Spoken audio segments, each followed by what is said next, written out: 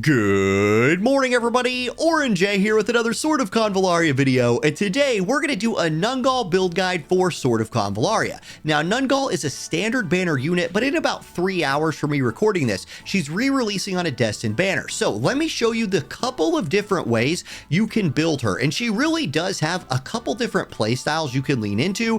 One of them, it seems a lot more fun to me, but these are the things I'm going to be looking at when I pull and build her in just a few hours. So first of all, let's start with her trait. It's very interesting, it's unique to her, and it changes her to a magic damage dealer. So Luxite Crossbow changes her physical damage dealt into magical damage. Also, for each one tile between her and the target, damage increases by 3% up to 30. So the further away she is from somebody, she's going to hit them for up to a 30% increase in damage.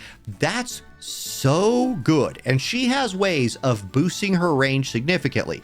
If NUNGAL does not move before attacking, increase the maximum range by 1 tile. So she benefits from not moving, and she has ways of playing into that with her build. Now, her starting stuff is nothing special. Straight shot is 100% physical damage, but you are absolutely going to be replacing that with one of her most important skills later. And then powerful shot is okay for like a rank 1. It has a nice modifier and an attack buff if a character is healthy, but this is a unit in NUNGAL that has so many different like build tree options that it's almost hard to like ever want to say you'd keep this skill unless you just haven't got high enough in level yet. So here we go. Let's look. Starting at rank 1, I think you're going to take Full Draw. So Full Draw is a support skill that increases basic attack damage by 30%. At the end of the turn, energy is not recovered. Oof. So this really, I don't know, man. This is a hard skill for me to lean into all the way, but it's so powerful in what it does. After using this skill, basic attack damage goes up by 30%. So you can boost your basic attack damage crazy, but you won't recover energy that turn. There's give and take there, but overall 30% increase to your basic attack damage is strong considering she has some really good basic attacks. Alternatively, with Dharana, this will be if there's no enemies within 2 tiles of you, you gain crit 2, which is a 30% crit buff. However, she has so much other crit built into her kit, I don't know that you'd ever run this because she's going to be so, like, her bar, she needs like 6 abilities on her bar to be able to do everything you want her to do. Okay, so I'll probably take Full Draw myself, and then I don't know if I always run it, but I think it just seems really powerful to make her auto attacks better. Okay, Sniping Stance. This is one of her core skills in my opinion. It's an instant, it's a support. She gains Sniping Stance. Sniping Stance has increased the maximum range of range skills by 2 tiles. Playing off of her passive incredibly well, increases her attack and crit by 15%. She's unable to move though. So you put her somewhere, you go into Sniping Stance, she takes a knee, and now she can shoot things further away, and she does more damage. Shooting things further away makes her do more damage, and this stance makes her do more damage. It changes the buff into Moving Stance, and then Moving Stance will remove Sniping Stance, give you speed 2, and then you can move again. So you can just toggle this. Basically, it's a toggle. I love this skill. I love this skill, and then we'll come back to it in a minute. Alternatively, you could take Deadly Aim, and I think you actually ought to take both of these. Deadly Aim is crazy good once you get to her maximum rank, because she has a skill at max rank, and let's go look at that right now.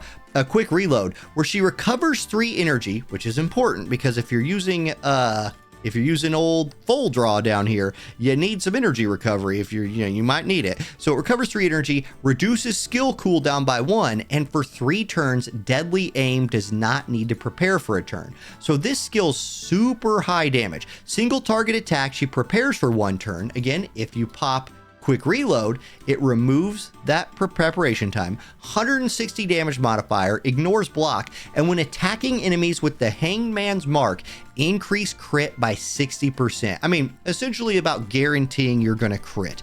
Especially if you have any other form of crit at all, Hangman's Mark is cleared when you land a crit. So this will just be a super hard hitting skill. However, we've already talked about 1, 2, 3, 4 skills that I think are really good. You only have room for 3 skills on your skill bar, so you're going to need to pick and choose how you want to play her. I think a lot of people choose to play her with Full Draw, Deadly Aim, and quick reload and just forego the sniping stance. That seems to be a popular build that I've seen floating around. For me personally, I want to play around sniping stance because I think it's like a more fun game mechanic. I think this unlocks her maybe fullest potential. So maybe you forego full draw for sniping stance, but still play around these two things. We'll see. Okay, at rank 5, you gain access to your reaction ability. I think Sniper's Intuition is probably the way to go here. Decrease the range damage you take. She's going to be far away from everything. So, you know, if the archer does shoot, you take 20% less damage. At the start of the turn, if the character's within the enemy's threat range, you gain move 2, which is 2 more tiles for a turn. That's really good, especially if you are going the not sniping stance build. Getting 2 move from this is crazy. Otherwise, Highland Advantage just reduces the damage you take, especially if you are taking damage from somebody below you, which will not always be the case. Okay, rank 7, Sense of Purpose. When attacking enemies who have the Hangman's Mark, increase crit by 30% and crit damage by 30%. Additionally, recover 1 energy when landing a crit. This is another way to play around this like full draw, auto attack replace, Sense of Purpose build. This is a really interesting build to me. You could go full draw. So your basic attack gains a 30% damage mod on it. Marking Bullet, single target attack, 85% physical damage, move 1, Hangman's Mark for 2 turns. Then you're getting a higher crit chance and higher crit damage from Sense of Purpose. This skill's crazy good. It's crazy good. But again, she has so many crazy good skills, it seems hard to figure out which ones to use. So I think Sense of Purpose plus full draw with your auto attack replacement and maybe something like quick reload could be an option right here, or something, maybe even something like deadly aim or another skill. So really good. It plays around the Hangman's Mark again, and you're going to be Hangman's marking people. Maybe you have somebody else who can apply Hangman's Mark, and then it changes the dynamic a lot. But anyway, Shattering Arrow, nah. I think you go Sense of Purpose here. Okay, rank 9. Marking Bullet is probably the way to go. Single target attack, 85%, move -1, Hangman's Mark. That's pretty great. Fatal attack, I mean, it does have a crit damage modifier on it, which is cool, but Hangman's Mark, I mean, I feel like you just play around that with her build. So I think you go Hangman's Mark. Now, Eagle Eye is an instant support ability. This is her rank 11. Basic attack range increases by 1 tile. Basic attack range increases by 1 tile. Ooh, that's kind of cool. Physical attack increases by 10%. Before attacking, you gain a Highland Advantage for 3 turns. Again, it's another really cool ability, but quick reload just seems so good. With the energy recovery it provides, in combination with quick draw and deadly aim, I think this might be one of the build paths. Right now, I can't test this. I won't be able to test this on my main account where I have like built out things because I'm only here on my main account. I'm ranked 7. So when I pull her, I'm going to have to be looking at those first 7 things. However, I think that is a pretty, I think that's how I would break her skills down for the most part.